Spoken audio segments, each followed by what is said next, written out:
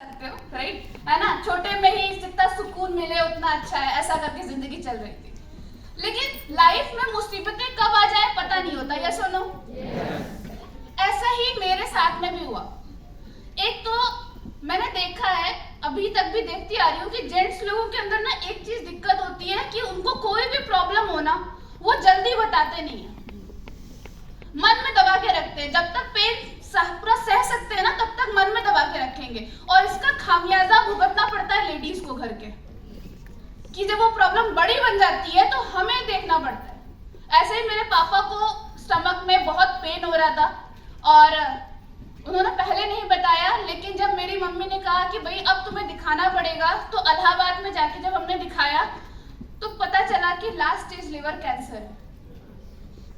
अब आप सोचो कि मैं 8 साल की थी उस टाइम पे, और मेरा जो भाई था वो 2 साल छोटा था, और एक भाई सिर्फ 1 साल का था।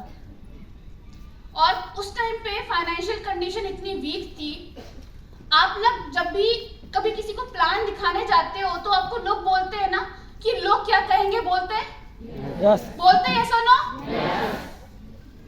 आप सोचो कि उन्हीं लोगों की जिनकी वो लोग बात करते हैं ना, उन्हीं लोगों के पास में मेरी मम्मी मेरी उंगली पकड़ के लेके गई कि कुछ पैसों का अगर आप मदद कर दो तो मैं अपने हस्बैंड को बचा सकती हूँ। लेकिन किसी ने 1 रुपया भी नहीं दिया। राय देने वाले बहुत लोग मिलते हैं, लेकिन साथ देने वाला कोई मिलता है? नहीं। आप जब प्लान देने जाते हो तो लोग बोलते हैं ना मेरे पास टाइम नहीं है, बोलते हैं ऐसा ना yes. आप सोचो उस टाइम पे कैसा लगता है जब डॉक्टर बोल देता है कि तुम्हारे पापा के पास अब टाइम नहीं है। उस टाइम की सिचुएशन क्या होती है? और जो बेटियां होती है ना, वो पापा की बहुत लाडली होती है। ये बात वो समझ सकती है, वो लोग समझ सकते हैं जिनकी बेटियां हैं, या वो समझ सकते हैं जो अपने पापा से बहुत जुड़ी हुई है, बहुत लाडली। और वो सिचुएशन थी कि मैं नाना वहां से पापा को लेके आए, लखनऊ में पीजीआई में एडमिट कराया, और पीजीआई में उन्होंने डेथ सर्टिफिकेट पे एक तरीके से साइन जो होता ना कि हमारी जिम्मेदारी नहीं होगी अगर यहाँ पे इनकी डेथ हो जाती है, ऐसा सिग्नेचर करवाया मेरी मम्मी से, जिनको शादी के 9 साल हुए थे बस। और फिर वहां से भी ट्रांसफर किया गया केजीएमयू में, और डॉक्टर का फोन आता है कि लास्ट टाइम है, अपने पापा को देख लो, ये लास्ट टाइम चल रहा है।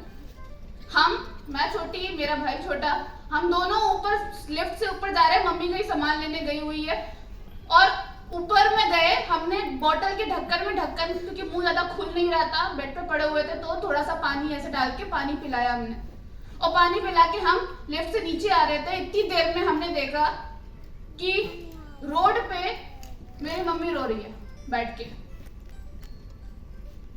चीख रही है बहुत बुरी तरीके से। वहीं पे जब मैं देख रही हूँ कुछ टाइम के बाद में कि वहां पे पापा की बॉडी आई हुई है, अब यस बॉडी बोलते हैं।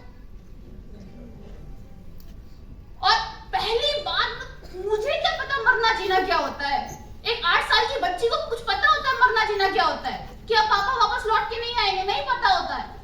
मैं तो माँ को रोकती हुई देखी तो मैं भी रोने लग गई, मेरे आंखों में भी आंसू आ गए कि क्यों मम्मा इतना क्यों रो रही है। और जब मैंने ये चीज देखी तो मुझे सबसे ज्यादा बुरा तो इस बात का लग रहा था कि ऐसा पहली बार हो रहा है कि मैं रो रही हूँ, मेरे पापा मुझे उठ के गले से नहीं लगा रहे हैं। ये कैसे हो सकता है?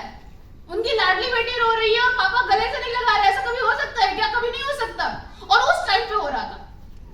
मुझे वो टाइम कभी अपनी आंखों से भूलता नहीं है, कभी नहीं भूलता, कि मैं जब एम्बुलेंस से लेके जब गांव लेके गए थे तो एम्बुलेंस का पैसा भी मांगा गया था मेरी माँ से, जब उनको संभालने वाला टाइम था।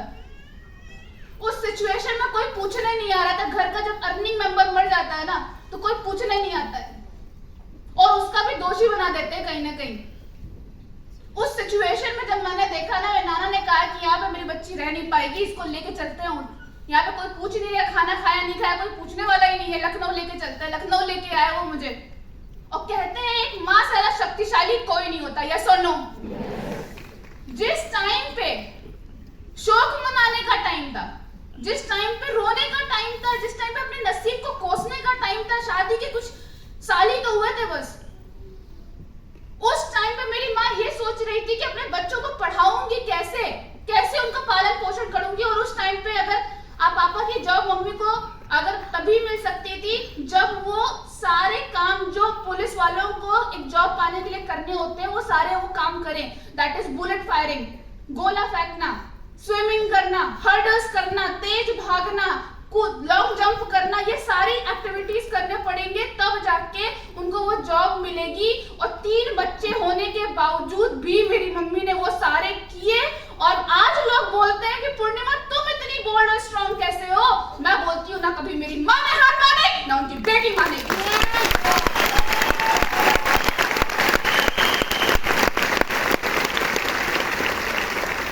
तो वो टाइम देखा है मैंने, उस टाइम का एक एक पल मुझे याद है। और मुझे जब 2 साल के लिए 3 साल के लिए मेरी मम्मी मुरादाबाद गई वहां पे पुलिस की ट्रेनिंग करने के लिए, उस टाइम पे मेरे पास में ना मम्मी थे ना पापा थे, नाना नानी के घर में मैं रह रही थी।